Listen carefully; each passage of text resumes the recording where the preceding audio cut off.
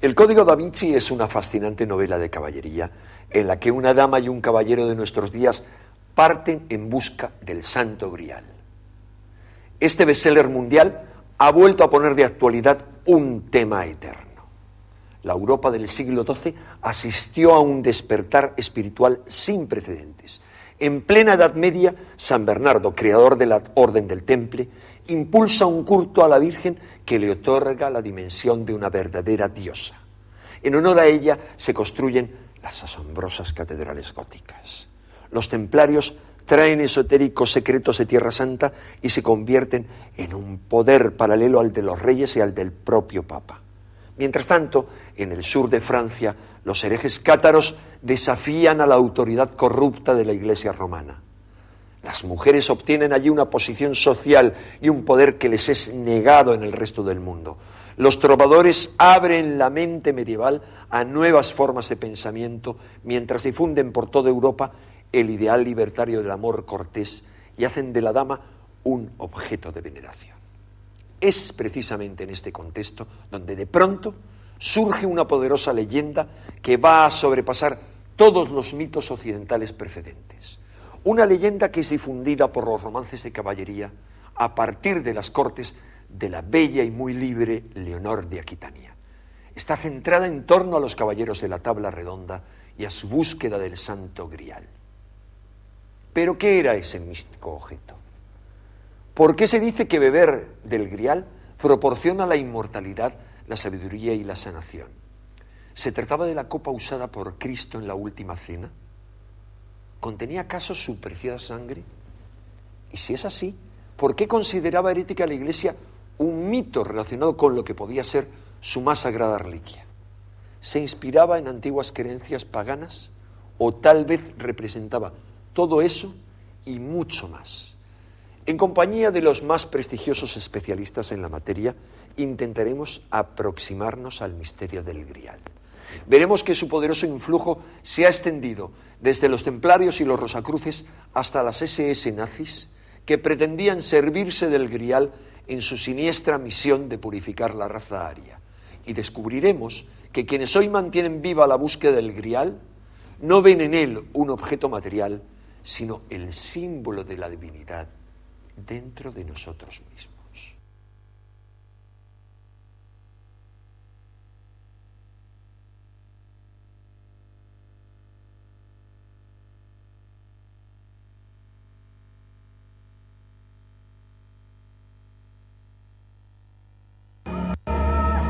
What is the secret of the Grail? Who does it serve?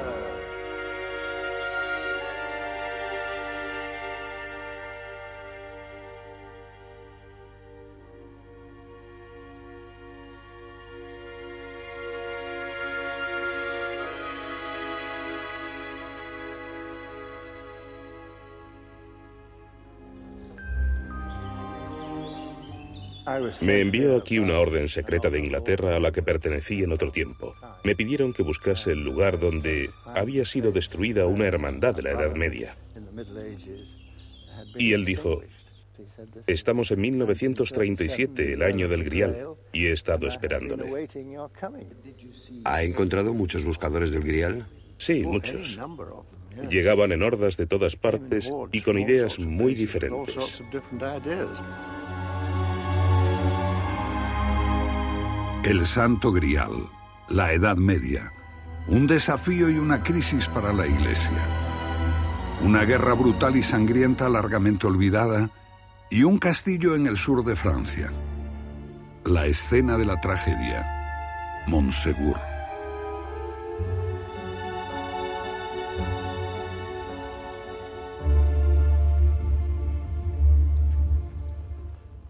Un momento mágico en la mañana del 21 de junio, el solsticio de verano.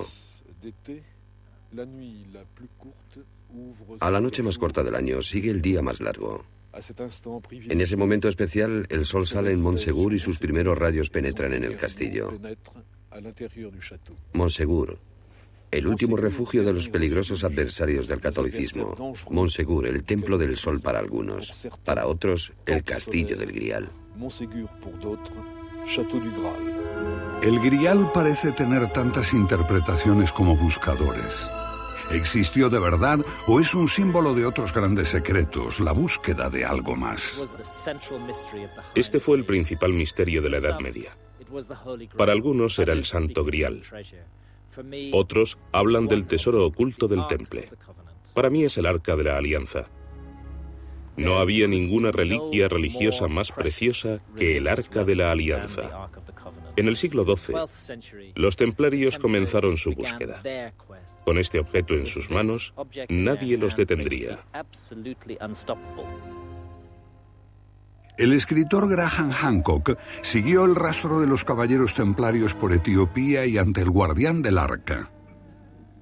El Temple se consideraba una orden privilegiada. Pienso que ello pudo deberse a que poseían ciertos objetos sagrados. Para el escritor Jan Wilson, la búsqueda del Grial de los templarios fue por la posesión de la Sábana Santa de Turín, una imagen de Cristo muerto. La tela está en la Catedral de Turín, dentro de este cofre. Wilson cree que fue guardada como el secreto más sagrado, el Grial simbólico y el auténtico misterio de la Alta Edad Media. De allí proviene nuestra imagen de Cristo. Para los escritores Vaillant y Light, el Grial representa otro misterio. Aquí en el sur de Francia descubrieron indicios de una creencia. Jesús no habría muerto en la cruz y además se habría casado y tenido hijos. Su linaje se perpetuó en la dinastía merovingia y perduró incluso hasta hoy. Un secreto muy bien guardado por las órdenes esotéricas. Ningún objeto despertó tanta curiosidad, interés y especulación. El Grial, un símbolo, una copa de verdad. La leyenda dice que este hombre fue el primer portador del Grial. José de Arimatea, un rico judío que enterró a Jesús y guardó su sangre en una copa. Otros dicen que es la copa utilizada en la Última Cena. El esquivo Grial. Los ingleses lo ubican en Glastonbury, donde se supone que ha estado oculto durante siglos. Los actuales buscadores del Grial lo han situado en esta pequeña ciudad rural. Parece que algunos están haciendo un negocio muy bueno. Un sitio ideal para personas que no quieren descubrir el Grial y para charlatanes que juegan con los viejos mitos.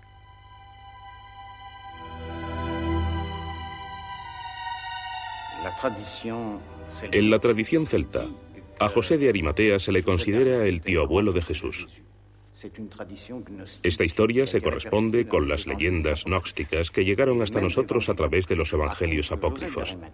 Esos textos también nos dicen que José de Arimatea usó la copa que Jesús utilizó en la Última Cena para recoger su sangre cuando lo bajaron de la cruz.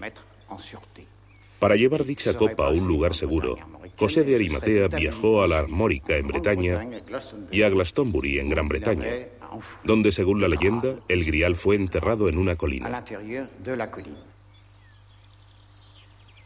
La leyenda relata que se convirtió en el padre de la iglesia celta, lejos de Roma, en verdes islas de bardos y druidas. Un mundo de tradiciones populares que nadie conoce mejor que el escritor e investigador bretón Jean Marcade. Los druidas tenían una visión muy espiritual del mundo y creían en una vida después de la muerte. Por eso, el mensaje cristiano fue aceptado fácilmente por la población celta. Muchos druidas empezaron a profesar la nueva religión. En sus rituales, no obstante, los cristianos celtas conservaron sus antiguos símbolos y creencias mágicas, especialmente su culto a las piedras y a los árboles que consideraban sagrados. De telle sorte qu'à l'heure actuelle, dans les campagnes bretonnes et irlandaises, on voit De hecho, en los campos de Bretaña y de Irlanda, aún se pueden encontrar sus santuarios en medio de la naturaleza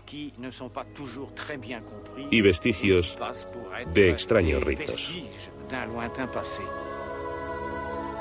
Una peculiar expresión de la cristiandad celta floreció aquí hasta principios de la Edad Media, cuando fue cruelmente perseguida por la Iglesia de Roma.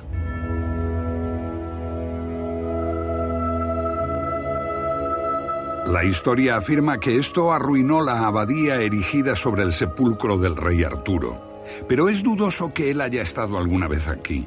Arturo parece pertenecer más al reino del mito y la leyenda que al mundo de la historia. Arturo, el rey de la tabla redonda y la búsqueda del Grial.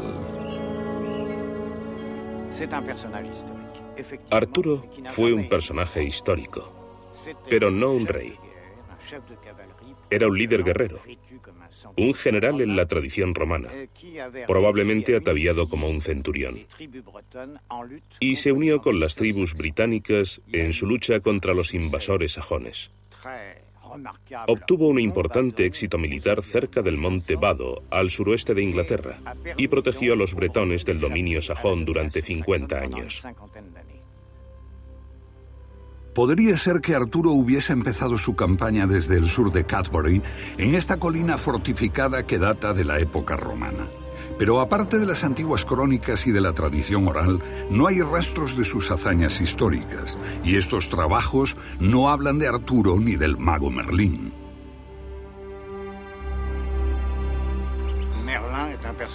Como Arturo, Merlín también era un personaje histórico. Probablemente vino de la Baja Escocia. La leyenda dice que enloqueció después de una batalla y buscó refugio en los bosques. Así se convirtió en el hombre salvaje del bosque que transmite su sabiduría a los otros. Merlín y Arturo son dos personajes muy especiales de la mitología europea, y en muchos sentidos recuerdan al Mitra y al Varuna de los mitos indoeuropeos. Mitra es el rey de la justicia y la reconciliación, el aval de los contratos. Y Varuna, el mago que inspira a los reyes y revela nuevos descubrimientos. Merlín está detrás del nacimiento ilegítimo del rey Arturo. Y es que le lleva hasta Excalibur, la espada del poder.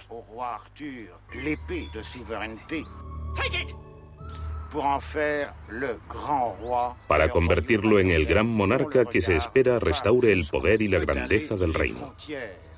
Entonces es cuando Merlín desaparece y deja que Arturo actúe solo. Lamentablemente, la leyenda cuenta que aunque Arturo poseía conocimientos druídicos, también era un rey corriente y mortal, con todas las debilidades humanas.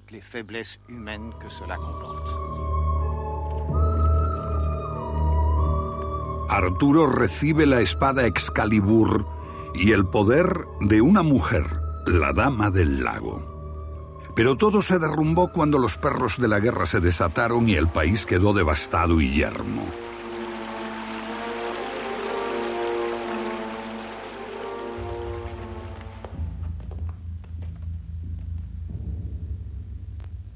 Tenemos que hallar lo que se perdió. El Grial.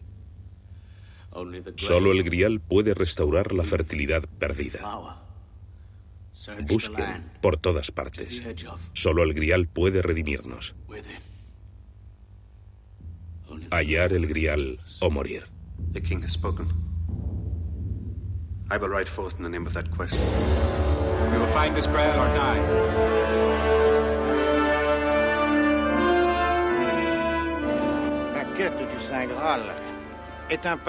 La búsqueda del Grial es como un viaje iniciático. Representa un regreso a los arquetipos más antiguos y a las fronteras más remotas de la mitología. Es un relato de aventuras, en el sentido de que tenemos un héroe mitológico que deja su hogar para recuperar un objeto perdido que fue escondido en algún lugar del mundo, o en una isla en medio del océano, o en un profundo bosque. Es la misma historia de Hércules, de Jasón, de Orfeo y de los argonautas. Estas imágenes son parte de la memoria humana. La búsqueda de lo que se perdió está arraigada en nuestro inconsciente colectivo. Así, tanto en el ciclo del Grial Como en las novelas de la tabla redonda, los caballeros salen al encuentro de aventuras. Pero en realidad, estas aventuras representan una búsqueda interior. Quieren encontrar la verdad dentro de ellos mismos, porque en este mundo estamos ciegos. Por eso, quienes buscan el Grial deben ser puros. Son los únicos que pueden romper las ataduras de este mundo y hallar el camino al castillo de cuento de hadas, donde está guardado ese sagrado cáliz o vaso, buscado por muchos y encontrado por muy pocos. Una búsqueda tan vieja como el hombre mismo. El Grial de Arturo también puede ser un caldero que proviene de tiempos anteriores a la era cristiana, cuando los druidas gobernaban el mundo celta.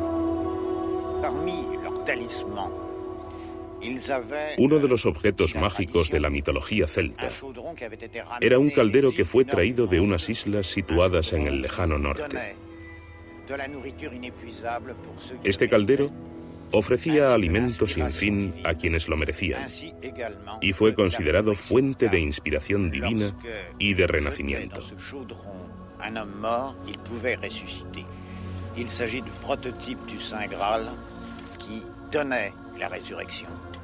Los muertos que se echaban dentro volvían a la vida. Y ahí está el prototipo del Grial, el recipiente que contiene la resurrección. El manantial de Barenton tiene el poder de hacer que llueva. Simboliza el agua que cae en la tierra y da vida y fertilidad. El manantial es femenino y destaca la importancia que tenían las deidades femeninas en el mundo celta. La diosa del agua era el hada Viviana, a quien Merlín encontró en el manantial de Barenton. Y Viviana es también la dama del lago, la que suministra la vida que germina en la tierra.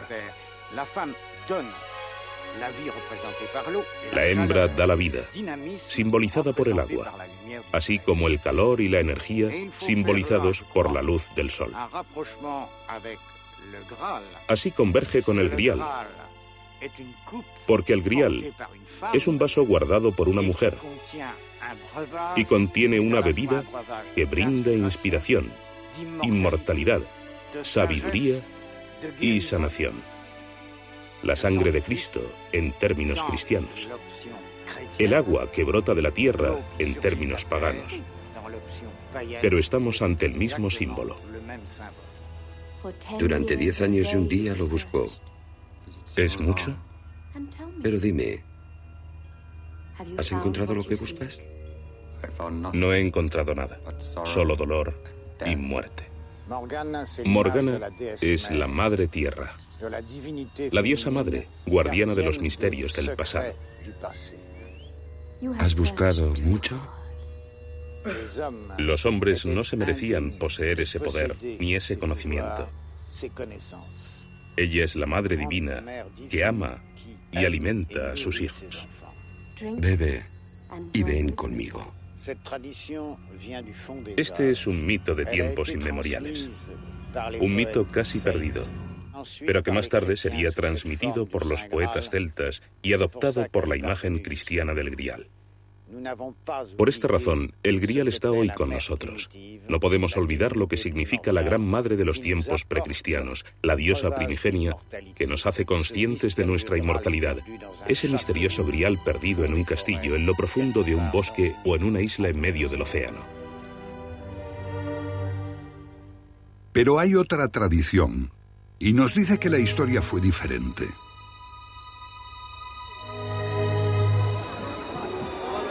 En esta playa francesa de Santa María del Mar, el Grial se ha convertido en leyenda europea. Este es un acontecimiento que se celebra todos los años, la llegada a Europa de José de Arimatea y María Magdalena con el Grial. La leyenda. El relato francés dice que José de Arimatea llegó aquí con algunos amigos íntimos de Jesús. María Magdalena, Sara. Cada año llegan miles de gitanos de toda Europa en peregrinación a este lugar donde se dice que fue traído el Grial a Francia.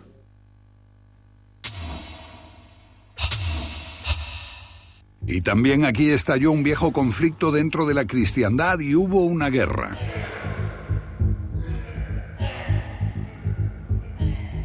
La Iglesia actuó brutalmente con sus viejos rivales. Una corriente de gnósticos, los cátaros, los que pasaron por la catarsis, los perfectos, los purificados. Una crisis en la cual la leyenda del Grial surge de nuevo, una tragedia que acabaría en Montsegur.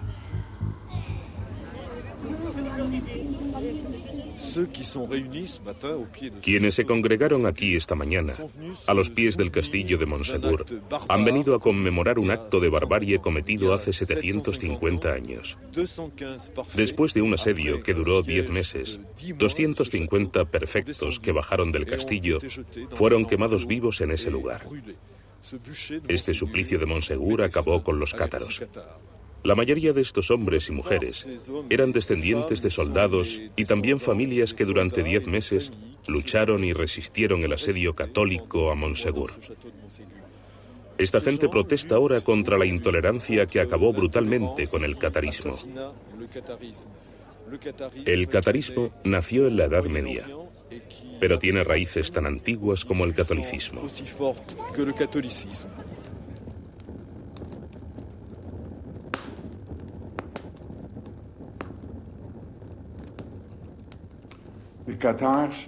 Los cátaros no fueron precursores de la Reforma. No eran herejes de la fe católica o protestante. Esta fue una fe muy diferente y se remonta al cristianismo primitivo e incluso antes, cuando la gente sentía ya que este era un mundo de sombras, extraño a la verdadera realidad, al mundo espiritual y divino. Y creían que podían encontrar en sí mismos el mundo real. No necesitaban intermediarios, ni a la Iglesia ni a la Biblia. En 1945, unos campesinos egipcios de Nag Hammadi encontraron una biblioteca de viejos pergaminos. Habían sido escondidos en los albores de la cristiandad por hombres perseguidos. El descubrimiento dio fama científica mundial a Gilles Quispel. Los documentos que ayudó a traducir y publicar eran las enseñanzas de los gnósticos. Para los gnósticos, este mundo no es el real, sino una vaga sombra. La clave de la verdad es la gnosis. El verdadero conocimiento está en el corazón. Para ellos, eso es lo que enseñó Jesús. Estas son las palabras secretas que Jesús dijo y que Dídimo Judas Tomás escribió. El Evangelio gnóstico de Tomás, rechazado por la Iglesia, afirma que recoge las verdaderas palabras de Jesús, escrito antes que los de Marco y Mateo. Los Evangelios de Lucas y Juan llegaron incluso 2 o 3 generaciones después de Cristo. Los cátaros eran gnósticos. Ellos recogieron la herencia de los antiguos gnósticos que vivieron en Alejandría, en Egipto, a comienzos de nuestra era. Esos gnósticos eran judíos que vivían en el exilio y habían descubierto en su corazón a un Dios desconocido. Pero no pudieron encontrar a ese mismo Dios en este mundo, lleno de maldad y miserias. Entonces, concluyeron que este mundo había sido creado por un Dios menor, Jehová, su deidad tribal.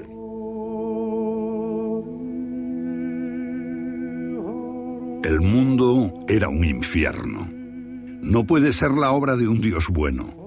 Dios no pudo crear el paraíso y la tierra. Ese Dios del Viejo Testamento creó solo la materia. Para los gnósticos, Jehová es un falso Dios. Al crear al hombre, lo aprisionó en la materia, lo arrastró a una vida de dolor que acaba en la muerte. Y el hombre, creado a su imagen, está tan absorto por crear, construir y acumular que ignora la chispa de la verdad y lo divino que hay dentro de él. Pero el hombre puede hallar la luz divina, si no en esta vida, tal vez en otra, porque los gnósticos creían en la reencarnación. Cuando los judíos egipcios de Alejandría se convirtieron al cristianismo, Jesús apeló a su más profundo yo y les enseñó el camino de su ser más íntimo. Les dijo: quien se conoce a sí mismo, conoce a Dios. Para los gnósticos, Jesús no era el Hijo de Dios, sino un mensajero que enseñaba el camino hacia el auténtico yo, un camino interior. Para la Iglesia, Jesús murió por nuestros pecados. Nuestra única esperanza está en la misericordia de Dios con la intermediación de la Iglesia. La Iglesia debe señalar el camino y nosotros obedecer. La Iglesia se convirtió en una organización perfecta. Creó una confesión de fe, un dogma en el que había que creer, un canon de la Biblia que había que aceptar, y un obispo que decidía lo que era verdad y lo que no. Los gnósticos, en cambio, no creían en ninguna autoridad externa. Solo se guiaban por la gnosis de su corazón, y nada mejor que eso. Amargas disputas teológicas dominaron el primer siglo de nuestra era. Nicea, año 324. Constantino, el primer emperador romano en abrazar la fe, convoca a los obispos. Lo que Constantino impone se convertirá en la base del credo cristiano hasta hoy. Creemos en un Dios creador de todas las cosas visibles e invisibles, y en un Señor, Jesucristo, el Hijo de Dios engendrado por el Padre. Como estadista, Constantino opta por la organización. El catolicismo prevalece. Las doctrinas gnósticas mueren en la hoguera. Una fe personal. Los gnósticos quedan indefensos cuando esa iglesia poderosa comienza a perseguirlos. En un siglo son prácticamente aniquilados. Algunos huyen a las remotas montañas de Armenia, un refugio que los mantiene a salvo durante 500 años. Cerca del año 1000 son obligados a marcharse a Bulgaria. Allí recobran poder. Sus predicadores encuentran seguidores en el norte de Italia, Francia, Alemania e incluso en Inglaterra. Un desafío creciente para la Iglesia. El terreno más fértil lo hallan en el sur de Francia, el Languedoc, una región sin igual en Europa.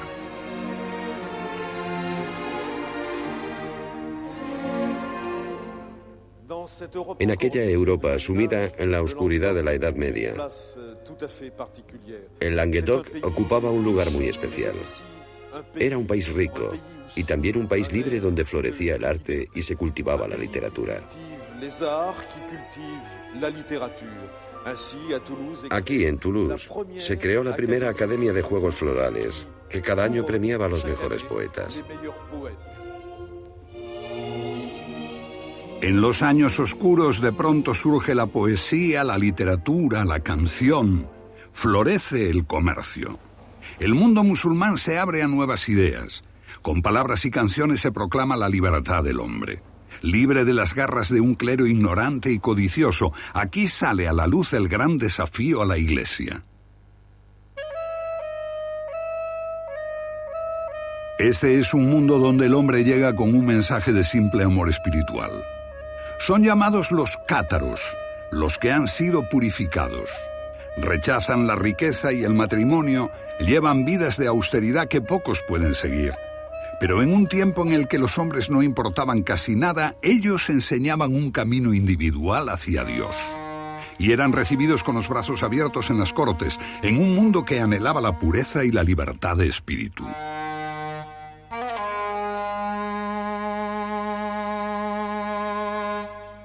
Este es el primer país donde son libres para difundir su palabra y desde aquí ayudan a promover una cadena de hechos que cambiarán la Europa medieval. Un giro en la historia que maravilla aún a los eruditos de hoy.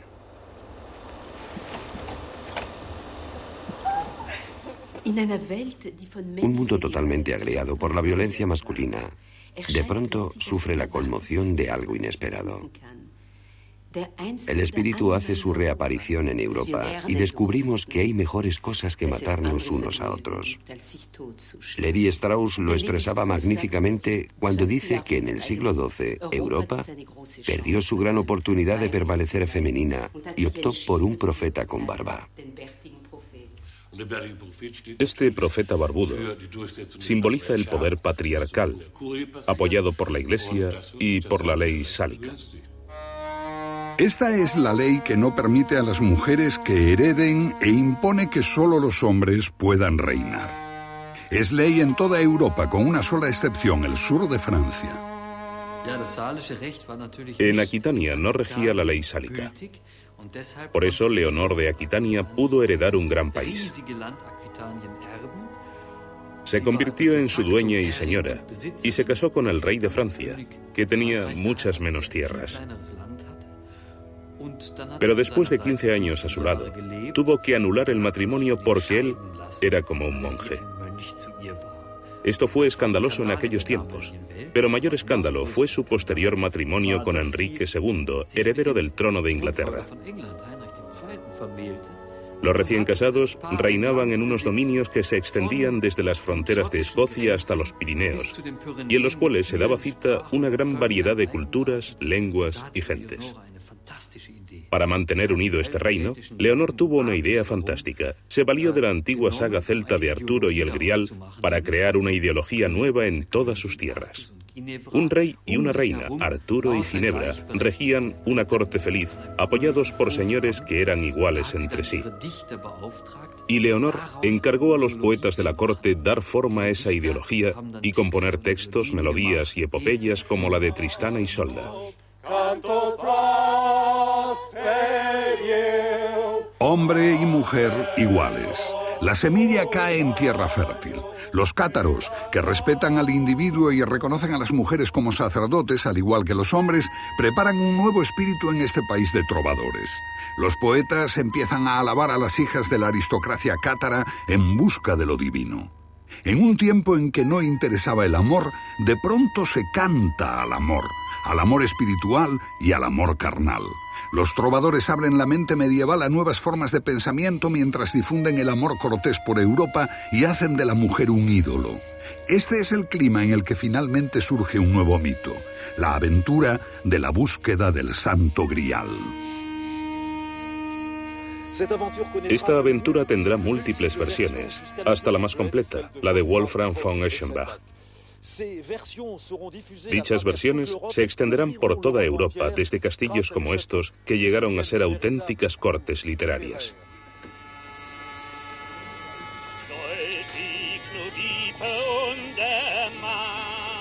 Ningún mito ha conquistado tanto los corazones de la Europa medieval. Nos habla de combate caballeresco, de amor y búsqueda, de la sangre de Cristo, de José de Arimatea, el esquivo Grial y su misterioso castillo donde el mismo Cristo ofició la misa final. ¿Qué idioma es este? El alemán antiguo, el mismo que empleó Wolfram von Eschenbach para escribir su Parsifal. Parsifal, la última y más enigmática versión del mito. Para muchos, su autor, Wolfram von Eschenbach, estaba influido por las ideas cátaras. Parsifal entra en este mundo como un ignorante, pero se distingue por su conducta caballeresca. Al llegar al castillo del Grial no consigue liberar al guardián, el rey pescador, que fue herido misteriosamente. Solo cuando esté exhausto y humillado en este mundo material podrá descubrir cuál es la pregunta para deshacer el hechizo y curar la herida del rey pescador, alcanzando así el Grial.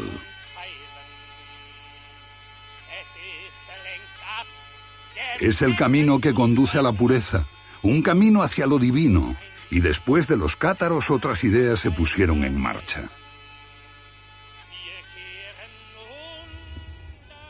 Von Eschenbach lo escribe en este castillo de Wildenburg bajo la mirada de una poderosa orden, la de los caballeros templarios.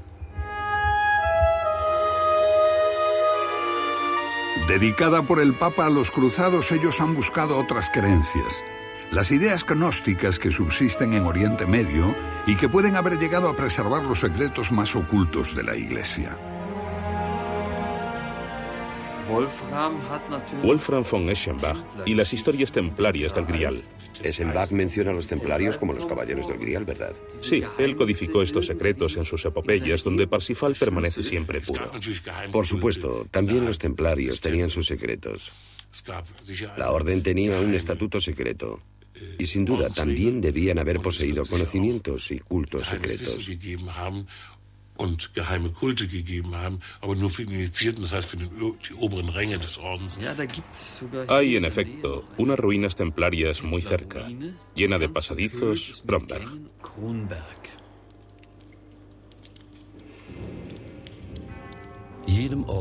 Los templarios tenían prohibido bajo amenaza de muerte revelar a nadie sus rituales secretos y sus reglas.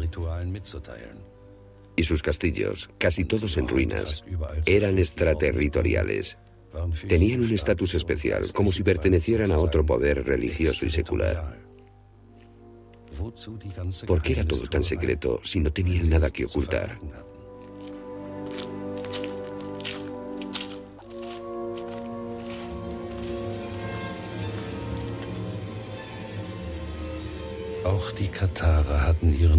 Los cátaros tenían pasadizos subterráneos para sus iniciaciones, que se remontan a los griegos y a los cultos mistéricos de Medio Oriente.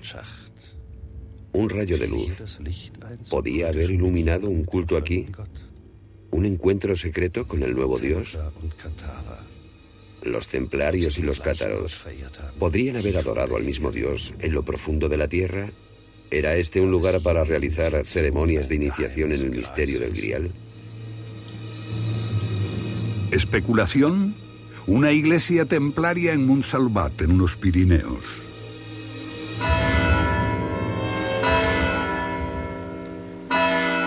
Y contiene asombrosas muestras de cultos muy antiguos, bastante ajenos a la iglesia de Roma. La cabeza de Sofía, que simboliza la verdad gnóstica. Símbolos de dioses paganos y de estrellas como Orión, la constelación del antiguo Egipto, venerada como el dios Osiris. Aquí está el gran cazador con Sirio, la estrella del perro, su compañero, o Isis, la consorte de Osiris. Dioses egipcios de la resurrección, la pirámide, incluso el caldero de los druidas celtas. Algo iba a ocurrir. Los templarios serían destruidos después, pero antes la Iglesia destruyó a los cátaros.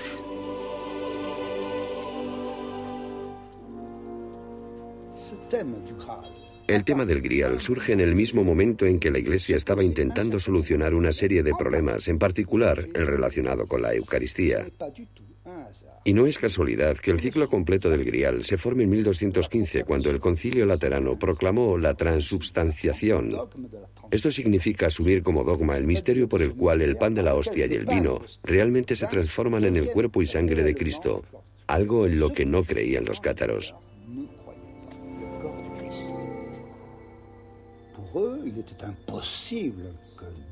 El cuerpo de Cristo.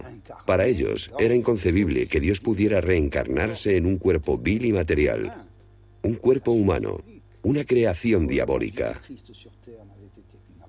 Para ellos la vida de Cristo en la tierra solo había sido una apariencia de vida humana. Su pasión, su muerte en la cruz, habían sido también una simple apariencia. Era imposible que estuviera realmente presente en la hostia. La Eucaristía y el Grial. La sangre de Cristo. Armas para las mayores pruebas que la Iglesia tenía que enfrentar. No eran las únicas. La Orden de los Franciscanos se fundó para reconquistar el corazón de los pobres casi entregados a los cátaros. Roma utiliza la aguda mente de Santo Domingo contra los gnósticos. En el debate teológico estaban a igual altura, pero la nueva orden de los dominicos crearía un arma muy especial para la ocasión: la Inquisición, que impuso el miedo en los siglos venideros. Y Roma hizo un llamamiento a las armas. Estimulados por la promesa del Papa de saqueo y conquista, los ejércitos cristianos del norte se unieron en una cruzada sin parangón contra otros cristianos. En pleno verano de 1209, el ejército del norte de Francia, apoyado por holandeses, frisones y germanos, llegaron ante esta formidable ciudad de Béziers. Una ciudad impresionante y amurallada, con 15 o 20.000 habitantes y 200 cátaros, cuya entrega reclamaron a la población los enviados papales. Cuando al día siguiente cae la ciudad, el enviado papal ordena: matadlos a todos, Dios reconocerá a los suyos en el cielo. Las iglesias fueron el escenario de la masacre y el escándalo. Cristianos contra cristianos, y en el nombre de Cristo, la primera vez en la historia del mundo. La historia dice que no lo habíamos hecho peor incluso contra los sarracenos. Ríos de sangre de miles de civiles exterminados, una ciudad entera. Mata a todos, que Dios reconocerá a los suyos en el cielo. Sí, Dios reconocerá a los suyos, cátaros y católicos por igual.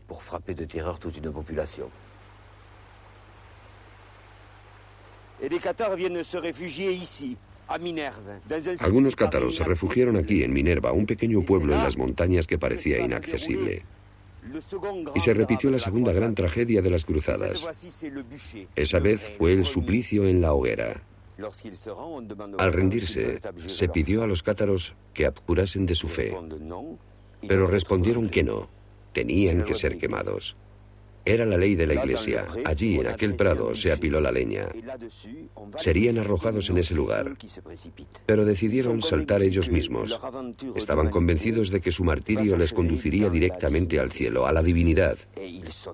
Y saltaron y murieron 140 hombres y mujeres fieles a su fe.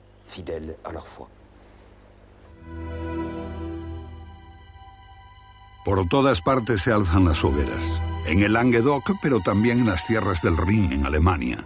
189 son quemados en la Champaña, 400 en Verona.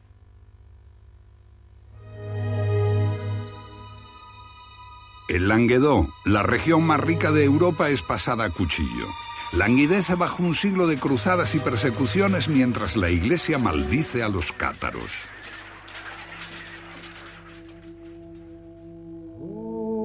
Malditos sean día y noche, que sus ojos se enceguezcan, que no puedan caminar más, que sean quemados con los perros y los burros y que lobos hambrientos devoren su carne. Sus huesos son desenterrados mientras la Iglesia destruye su memoria.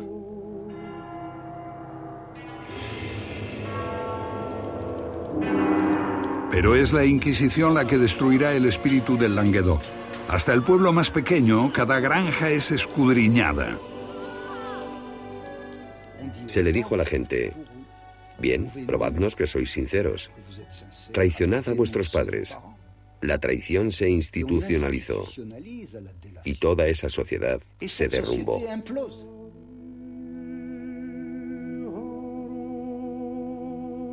La agonía de la tierra se refleja en los rostros.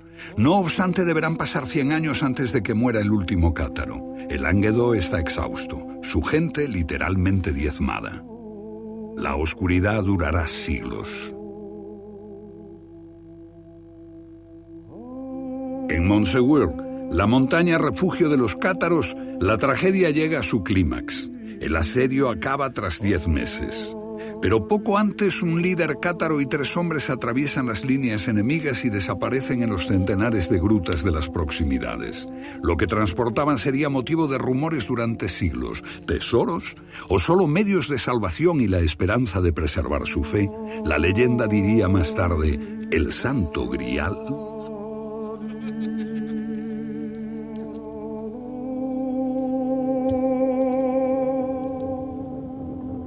En las proximidades de Montségur, 220 cátaros murieron en la hoguera. La historia la escriben los vencedores. Aunque ningún cátaro mató a un católico, la Iglesia los definía como brutales asesinos, peores que los bárbaros.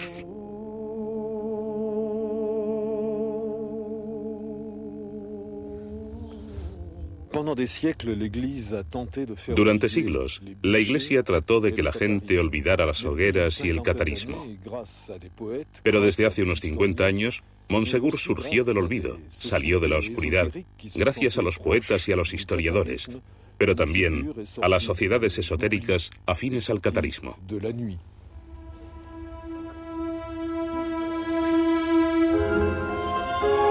Las sociedades secretas y los grupos esotéricos tienen un profundo interés en el Grial, el símbolo de una búsqueda interior.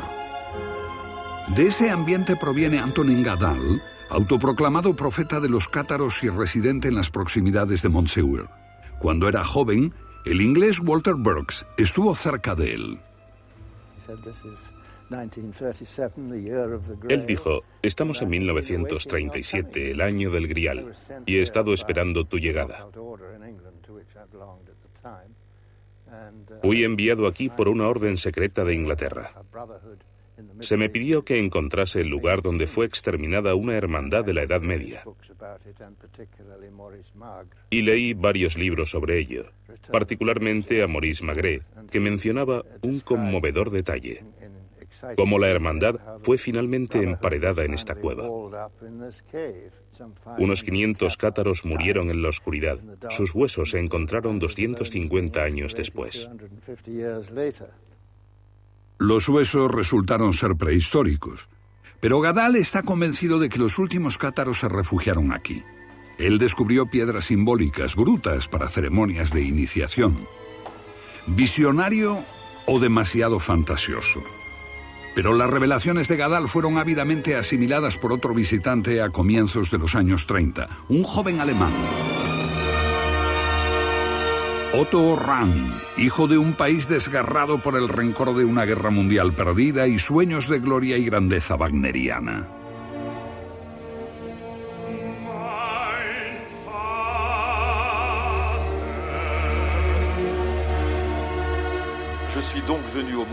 Nací bajo el brillo mágico del Grial. Parsifal, Sigfrido, Odín, Botán fueron mis padrinos. Sin este alemán romántico, Otto Rahn, no habría existido un renacimiento del Grial, ni de Montsegur, ni de los cátaros.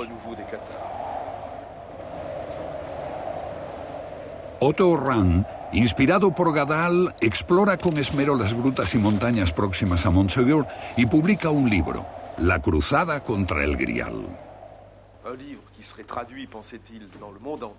Un libro que él pensaba sería traducido en todo el mundo. Y así alemanes, holandeses, ingleses, todos vendrían a este lugar para visitar las cuevas de iniciación de los cátaros, los portadores y adoradores del Grial.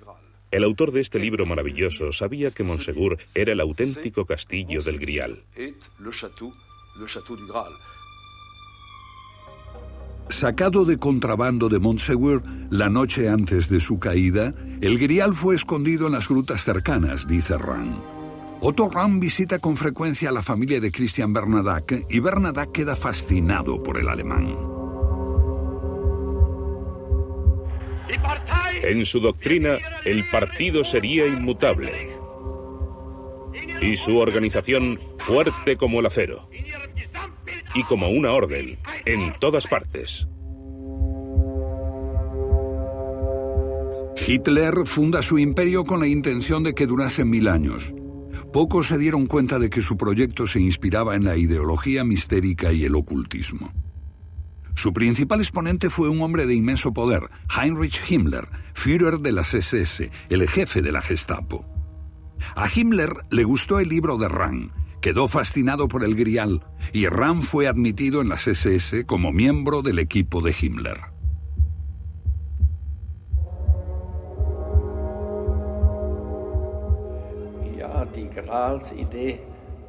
Bien, la idea del Grial se tomó prestada ya de la sociedad Thule, de los teósofos y los antropósofos, y pasó a Viena en tiempos de Hitler,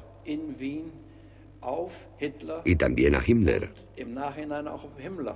De modo que ellos, que no tenían mucha educación intelectual, la mezclaron con una forma de nacionalismo popular exaltado, que entonces estaba de moda. A los dos líderes les gustaba verse en ese contexto. Hitler como Parsifal, el salvador del santo grial de la sangre germana. Su guardia pretoriana, las SS, son la punta de lanza de su nueva élite germana. La Orden Negra de la Muerte de Himmler estaba destinada a conseguir la pureza de raza. Himmler inspeccionaba los campos de concentración, los veía como una tierra de iniciación, un lugar donde las SS podían templar su carácter y participar en el secreto de la muerte. Y esto es el Wewelsburg, su castillo secreto de la tabla redonda, donde los 12 tenientes generales más destacados de su círculo más íntimo se reunían para planear el futuro. Él no le permitía a nadie ver sus cartas. Desde aquí, la vida más íntima de las SS fue tomando forma.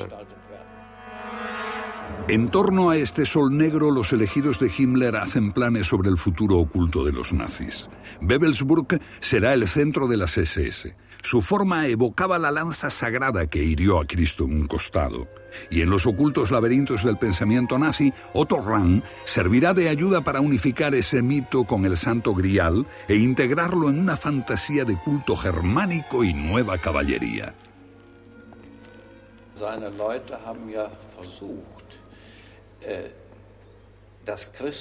Su gente trató de doblegar a la cristiandad de tal forma que sus verdaderos orígenes deben de buscarse en la cuna de los arios y no en Oriente Medio.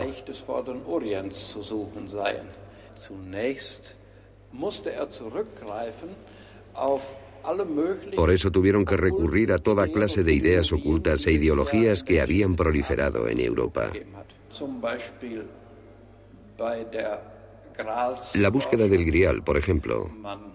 Los nazis utilizaron a los cátaros para probar que desde comienzos de la Edad Media ya existía ese cristianismo que ellos decían representar, con el fin de obtener poder sobre la gente. De alguna forma, las SS querían conquistar la conciencia europea introduciendo un nuevo culto. Y no es necesario recordar que la población quedaría atrapada por completo en un nuevo tipo de oscura esclavitud.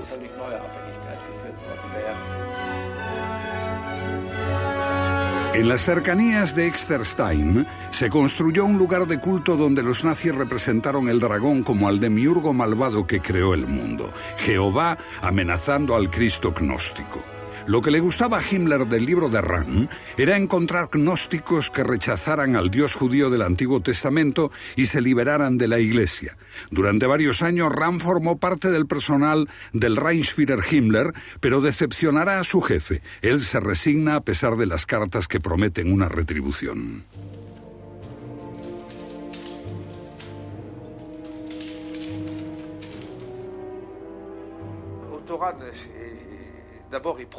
Otto Rahn, lo primero de todo, está horrorizado por su experiencia en un campo de concentración.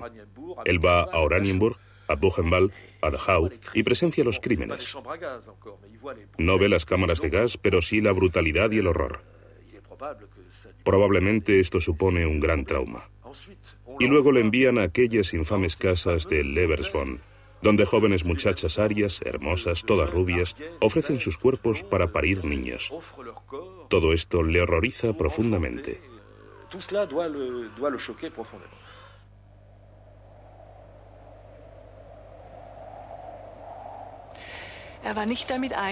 Él no estaba de acuerdo con un intento de las SS para utilizar mal el conocimiento del Santo Grial. Himmler quería construir una nueva religión en torno a este, y Rahn simplemente no podía estar de acuerdo. En la noche del 12 al 13 de marzo de 1939, mi tío, Otto Rahn, tomó el Endura, la salida voluntaria desde esta vida de los cátaros.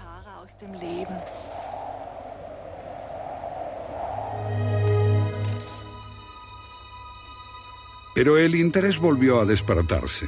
Actualmente, cada año miles de personas visitan las cuevas y el castillo de Montségur, no por las fantasías nazis, sino para intentar tocar una fe apacible que fue borrada desde la tierra. La mayoría simplemente se buscan a sí mismos, aunque algunos también van en busca del Grial.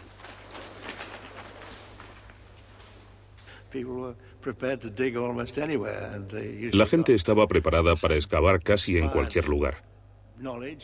Posiblemente estaban inspirados por alguna fuente de conocimiento sobrenatural para saber dónde excavar. Pero el Grial no es un objeto material que tú puedas encontrar físicamente. Es un símbolo que se refiere a la posibilidad de absorber algo de lo divino. Obviamente, si tenemos una experiencia con lo divino, no podemos absorberlo, solo lo que nuestra capacidad nos permita. Simbólicamente, la copa puede contener alguna porción de la luz divina. Así que en realidad, la búsqueda del Grial es la búsqueda en nosotros mismos.